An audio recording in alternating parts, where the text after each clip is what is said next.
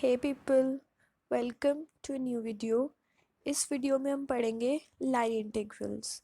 Line integrals में सबसे पहले लाइन इंटीग्रल्स की थ्योरी करेंगे सारी कि लाइन इंटीग्रल होता क्या है। सेम प्रोसीजर 2D से 3D में प्रोसीड करेंगे। उसके बाद उसका एक फॉर्मूला डेवलप करेंगे एंड लास्टली एक क्वेश्चन सॉल्व करेंगे लाइन इंटीग्रल को यूज़ करके। तो स्टार्ट करते हैं। लाइन इंटीग्रल वर्ड से थोड़ा आइडिया लग रहा है कि एक लाइन की बात होने वाली है और एक इंटीग्रल की। इंटीग्रल क्या है? इंटीग्रेशन। ठीक है, तो 2D में हम इंटीग्रेशन कैसे करते थे? We had an x axis and y axis. ठीक है, और यहाँ पे एक्स एक्सिस और वाई एक्सिस में ये एक्स वाई प्लेन है, इसमें हमें कर्व गिवन होती थी। ठीक है, let's say the curve is F x. ठीक है, और इस कर्व के हम दो पॉइंट्स ले लेते थे। Let's say we have A and B. ठीक है, ये ए पॉइंट और बी पॉइंट है। तो इस कर्व एफ एक्स के नीचे जो भी एरिया है, इस सारे एरिया को हम बोलते थे कि इंटीग्रल है एफ एक्स का point A to point B पे। तो इसे हम फाइंड कैसे करते हैं कि हम एक स्मॉल रेक्टेंगल ले लेते हैं। ठीक है, और उसका एरिया फाइंड करते हैं। वी नो रेक्टेंगल का एरिया का फॉर्मूला क्या होता है? Length into breadth. इसकी लेंथ है ये वाली, this is the small change in D, हम इसे डी एक्स मान लेते। स्मॉल चेंज इन एक्स हम इसे डी एक्स बोल देंगे क्योंकि ये छोटा सा एक्स है ना, एक्स की वैल्यू एक्स एक्सिस पे। और इसकी ब्रेड्थ कितनी होगी रेक्टेंगल की? ये वाली। ये क्या है? इसकी जो हाइट है ये एफ एक्स है, क्योंकि एफ एक्स पॉइंट है ना यहाँ पे, हर पॉइंट के लिए ये अलग अलग एफ एक्स है। ठीक है, so we have f x into d x. ये बन गया इस रेक्टेंगल का एरिया। और ऐसे बहुत सारे रेक्टेंगल्स हैं, सभी रेक्टेंगल्स की एरियाज को प्लस करना है। तो ये कितना आ जाएगा? Summation of f x. ठीक है, so we have the area equal to summation f x d x. ठीक है, तो इन सारे ट्रायंगल्स के जो एरिया का सम है वो हमारी कर्व एफ एक्स के नीचे का एरिया हो जाएगा, उसे हम बोलते हैं सिंपल इंटीग्रल। ठीक है, और अगर वो जो रेक्टेंगल्स है वो इनफाइनाइटली मैनी हो, इनफाइनाइटली मैनी रेक्टेंगल्स क्या मतलब है कि बहुत छोटे छोटे इनफाइनाइट रेक्टेंगल्स हो, तो हम ये साइन यूज करते हैं integration F x d x. और कहाँ से की हमने इंटीग्रेशन? A to be. ठीक है, तो अब इसी कॉन्सेप्ट की जो 3D में एक्सटेंशन है उसी को हम लाइन इंटीग्रल बोलते हैं। तो विजुअली देखते हैं कि लाइन इंटीग्रल क्या है। वैसे लाइन इंटीग्रल बिल्कुल 3D है, but I will try my best कि मैं इसे 2D आपकी स्क्रीन पर दिखा पाऊँ। ठीक है, तो ये हमारे पास एज यूजुअल एक्स एक्सिस है और ये मैंने बनाई है वाई एक्सिस। अब वाई एक्सिस की डायरेक्शन देखो, मैंने इसे सेम प्लेन में बनाया। सेम प्लेन मतलब अभी आपने फ़ोन पकड़ा हुआ है तो ये फोन एक्स एक्सिस बिल्कुल फोन की स्क्रीन पर है और जो ये वाई एक्सिस है ये फोन की स्क्रीन से पीछे बाहर निकल रही है। समझियो ना, प्लेन ये आउटवर्ड बनाई है मैंने पीछे की डायरेक्शन में। ठीक है, तो इस प्लेन में मेरे पास एक कर्व है। ठीक है, ये कर्व इसे मैंने मान लिया सी। ठीक है, तो इस एक्स वाई प्लेन है यानी कि 2D प्लेन है। तो 2D प्लेन में आपको पता है कि हर पॉइंट किस फॉर्म का होता है? एक्स कॉमा वाई फॉर्म का, दैट इज उसके दो कोऑर्डिनेट्स होते हैं। ठीक है, तो अगर मैं एक फंक्शन डिफाइन कर लूं एफ ऑफ एक्स वाई, जिसमें मैं दो वैल्यूज पुट करूं और उसका आंसर कोई एक वैल्यू आए, हो सकता है ना, जैसे एफ ऑफ एक्स वाई मान लो एक्स प्लस वाई हो गया, ये बहुत ही पर्टिकुलर केस है। F of x y x into y हो गया, एक्स इंटू वाई का स्क्वायर हो गया। कोई भी फंक्शन हो सकता है जिसमें मैं दो वैल्यूज पुट करूँ और उसका आंसर एक ही वैल्यू आए। तो मान लो वो कोई भी वैल्यू है, जनरली जेड है। ठीक है, तो F of x Y Z आ रहा है। तो इसी चीज को मैंने आगे बढ़ाते हुए यहाँ पे एक जेड एक्सिस बना ली। जेड एक्सिस अब मैंने ऊपर की डायरेक्शन में बनाई है। जैसे एक्स हमारा फोन की स्क्रीन पर था, वाई पीछे निकल रहा था और जेड हमारा ऊपर की तरफ आ रहा है, दैट इज स्क्रीन से आगे की तरफ बाहर को आ रहा है। ठीक है, ये हमारी जेड एक्सिस है। तो एक्स वाई के हर पॉइंट के लिए, एक्स वाई प्लेन में हर पॉइंट के लिए जेड में एक पॉइंट होगा, तो एक सरफेस बनेगा उससे।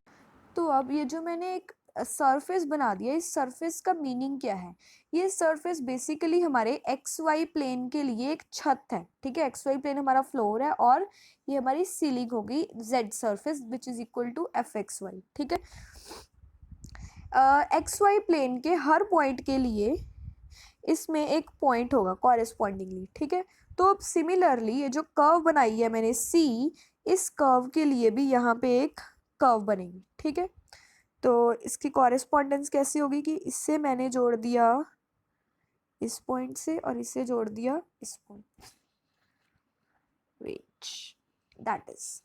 तो क्या होना कि ये जो हमारा है ये छत थी जेड और ये हमारा फ्लोर था, तो छत और फ्लोर को किसने जोड़ दिया? ये एक टाइप की वॉल है। यूजुअली हमारी वॉल्स रेक्टेंगुलर होती है लेकिन ये वॉल थोड़ी कर्वी है, आप समझ रही हो ना कि कर्व्स है इस वॉल में, ठीक है। तो इस वॉल का जो एरिया है उससे ही हम बोलेंगे लाइन इंटेग्रल। लाइन इंटेग्रल में हमें गिवन क्या होगा? एक कर्व गिवन होगी सी, एक सरफेस गिवन होगा एफ ऑफ एक्स वाई, और हम दो पॉइंट्स होंगे कि सी कर्व किस पॉइंट से लेकर किस पॉइंट तक रन कर रही है, और हमें इस वॉल का एरिया फाइंड करना है, ठीक है। अब वॉल का एरिया आएगा कैसे?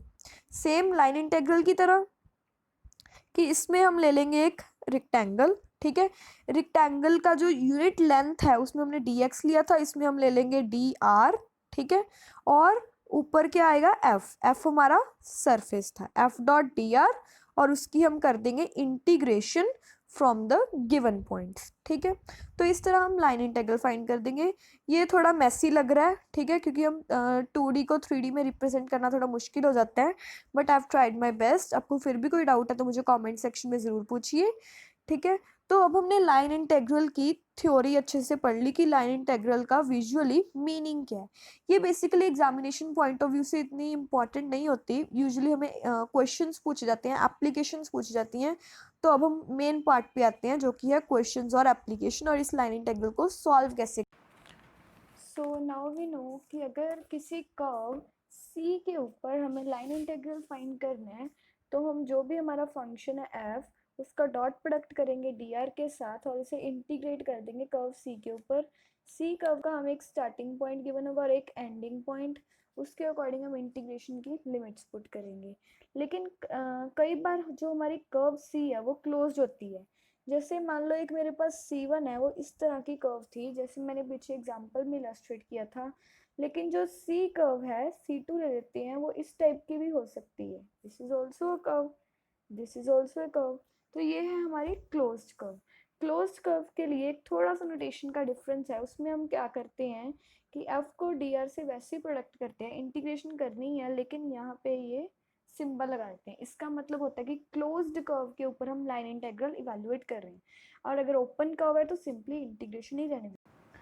तो अब हमें पता चल गया कि हमारे पास कर्व गिवन होगी, उसकी इंटीग्रेशन करनी है, लेकिन एफ को डी आर के साथ डॉट प्रोडक्ट करना है।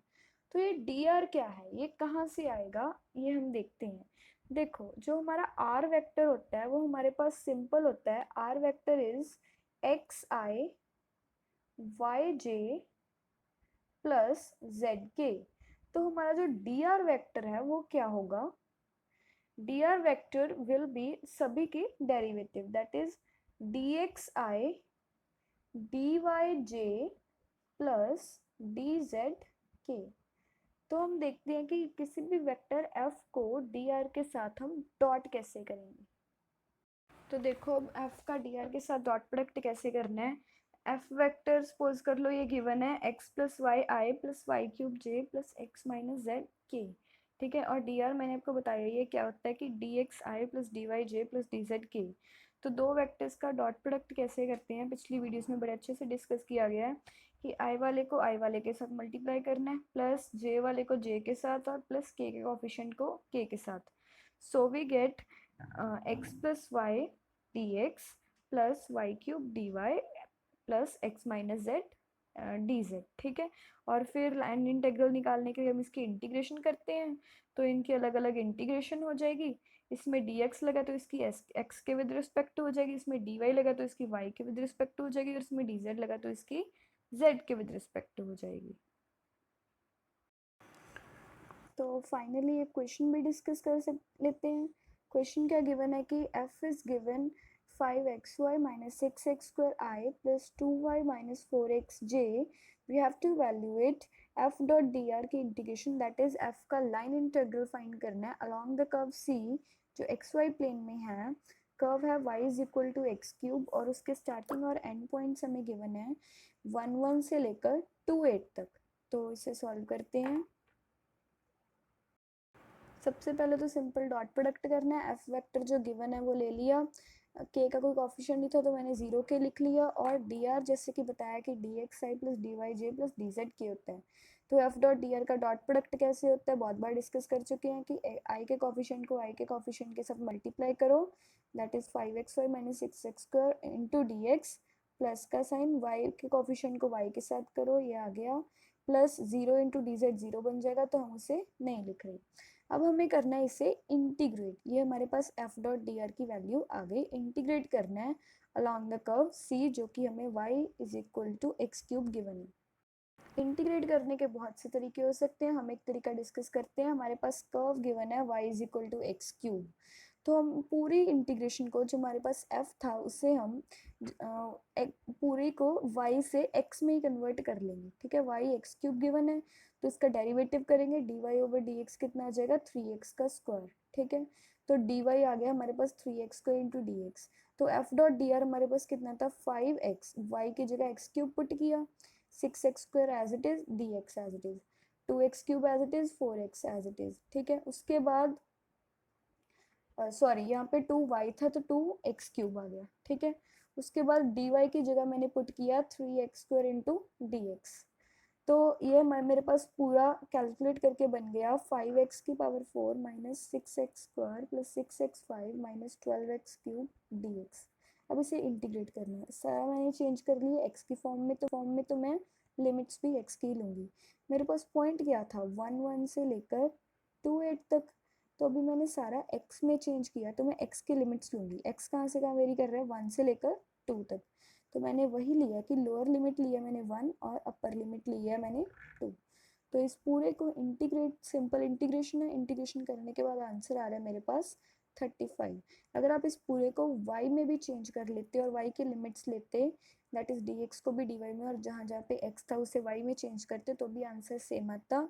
मैं उसे करके नहीं दिखा रही ताकि आपको कोई कन्फ्यूजन ना हो, दो मेथड करते तो कन्फ्यूजन हो जाती है। सो इट्स बेटर कि आप एक मेथड को ही बहुत अच्छे से करो, ये बहुत ही इजी मेथड है। इसी तरह से आप लाइन इंटीग्रल के सारे क्वेश्चन सॉल्व कर सकते हो। अब चैनल को कर लो सब्सक्राइब और नोटिफिकेशंस कर लो ऑन, क्योंकि नेक्स्ट वीडियो कभी भी आ सकती है। अपकमिंग वीडियोस में हम करेंगे ग्रीन गॉस स्टोक्स थ्योरम और उससे पहले surface integral. So that's it for today, thanks for watching.